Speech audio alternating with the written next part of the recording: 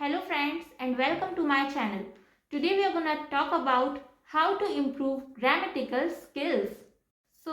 Grammatical skills को improve करने के लिए आज हम 5 points के बारे में discuss करने वाले हैं. So let's get started. Grammar को improve करने के लिए बहुत सारे options होते हैं. उनमें से first option है through direct courses. So friends, अगर आपको grammar सीखना है या फिर अपनी ग्रामर को इम्प्रूव करना है तो आप डायरेक्ट कोर्सेज के थ्रू अपनी ग्रामर को इम्प्रूव कर सकते हैं. अब फ्रेंड्स, ये जो कोर्सेज होते हैं ना, ये ऑनलाइन भी अवेलेबल होते हैं एंड ऑफलाइन भी अवेलेबल होते हैं. तो इन कोर्सेज के थ्रू आप अपनी ग्रामर को इम्प्रूव कर सकते हैं. इन कोर्सेज में आपको tenses, models, vocabulary, verbs, prepositions, conjunctions, sentence making, ये सारे कॉन्सेप्ट क्लियर करा दिए जाएंगे. एंड जब आपके सारे कॉन्सेप्ट क्लियर हो जाएंगे तब आपको ऑटोमेटिकली ग्रामर आने लग जाएगी. सो फ्रेंड्स, अगर आप ग्रामर सीखना चाहते हैं या फिर अपनी ग्रामर को इम्प्रूव करना चाहते हैं तो इन कोर्सेज के थ्रू आप डायरेक्टली अपनी ग्रामर इम्प्रूव कर सकते हैं. So this was the first point. Now we are gonna talk about the second point, which is reading. Yes friends, reading भी आपके ग्रामर को इम्प्रूव करने में काफ़ी हेल्पफुल होती है. अगर आप खुद से इंग्लिश सीखना चाह रहे हैं तो आप इंग्लिश बुक्स रीड कर सकते हैं, इंग्लिश आर्टिकल्स पढ़ सकते हैं, इंग्लिश न्यूज़पेपर्स पढ़ सकते हैं. तो इस तरीके से रीडिंग के थ्रू आप अपनी ग्रामर को इम्प्रूव कर सकते हैं. जब हम इंग्लिश को रीड करते हैं एंड उसे ट्रांसलेशन के थ्रू समझने की कोशिश करते हैं तब हमें धीरे धीरे करके एक एक वर्ड एंड एक एक सेंटेंस का मीनिंग समझ में आने लग जाता है. एंड जब हम ट्रांसलेशन अच्छे से करने लग जाते हैं तब हमें ये समझ में आने लग जाता है कि किस सेंटेंस में कौन सा ग्रामर कहाँ पर किस तरीके से यूज़ किया गया है.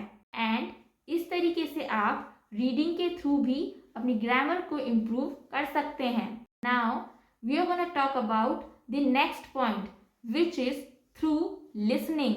Yes friends, जब आप इंग्लिश सुनते हैं तो भी आप इंग्लिश से रिलेटेड काफ़ी सारी चीज़ों के बारे में सीख जाते हैं. जब हम बार बार इंग्लिश सुनेंगे ना तो हमारे माइंड में इंग्लिश से रिलेटेड बहुत सारे वर्ड्स एंड सेंटेंसेस फिट हो जाएंगे. एंड धीरे धीरे हमें ये भी समझ में आने लग जाएगा कि कहाँ पर क्या बोला गया है, क्यों बोला गया है, कौन सा ग्रामर कहाँ पर किस वजह से यूज़ किया गया है.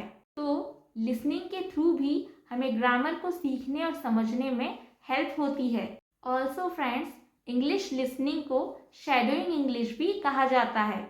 जब आप इंग्लिश को सुनकर सीखते हैं तब आप ये कह सकते हैं that I am learning shadowing English.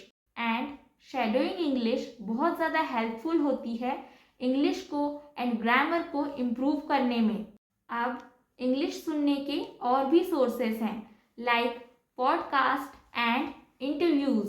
So friends, हम इंग्लिश पॉडकास्ट, इंग्लिश इंटरव्यूज़ और इंग्लिश शोज़ सुनकर भी इंग्लिश को इम्प्रूव कर सकते हैं. आप इंग्लिश इंटरव्यूज़ एंड पॉडकास्ट को सुनकर ये समझने की कोशिश कर सकते हैं कि कॉन्वर्जेशन में कहाँ पर कौन सा ग्रामर किस तरीके से यूज़ किया गया है. एंड इस तरीके से लिसनिंग के थ्रू आप अपनी ग्रामर स्किल्स को इम्प्रूव कर सकते हैं. Alright, so the next point is through conversations.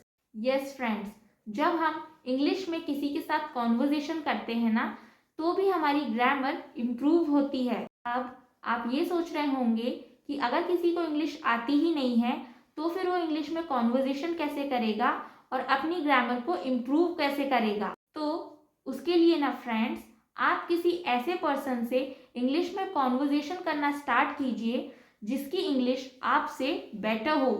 जब हम किसी ऐसे पर्सन के साथ इंग्लिश में कॉन्वर्जेशन करते हैं जिसकी इंग्लिश हमसे बेटर होती है तब वह हमें इंग्लिश बोलते वक्त करेक्ट करता है. ऑल्सो हमें उससे काफ़ी कुछ सीखने के लिए भी मिलता है.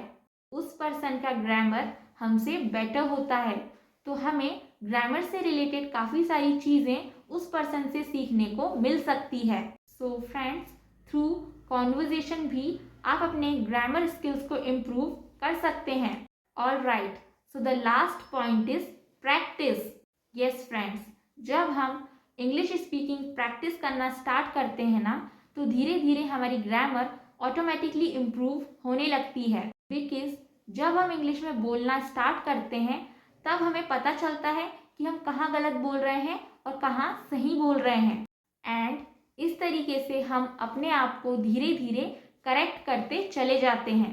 सो फ्रेंड्स, अगर हम इंग्लिश स्पीकिंग प्रैक्टिस करते रहेंगे ना, तो हम धीरे धीरे करके पहले से बेटर होते चले जाएंगे। फॉर एग्जाम्पल, अगर आप डे 1 पर ग्रामर करेक्ट वे में नहीं बोल पा रहे हैं, बट धीरे धीरे जब आप इंग्लिश बोलते रहेंगे तब आपको खुद समझ में आएगा कि कहाँ आप इनकरेक्ट ग्रामर बोल रहे थे एंड कहाँ करेक्ट वे में ग्रामर बोल रहे थे। एंड इस तरीके से प्रैक्टिस करते हुए और अपने आप को खुद से इम्प्रूव करते हुए भी हम ग्रामर को इम्प्रूव कर सकते हैं। So friends, these were 5 important points जो ग्रामेटिकल स्किल्स को इम्प्रूव करने में हेल्प करते हैं। So I hope you all found this video useful. So please don't forget to like, share and subscribe to my channel. And thank you so much for watching the video.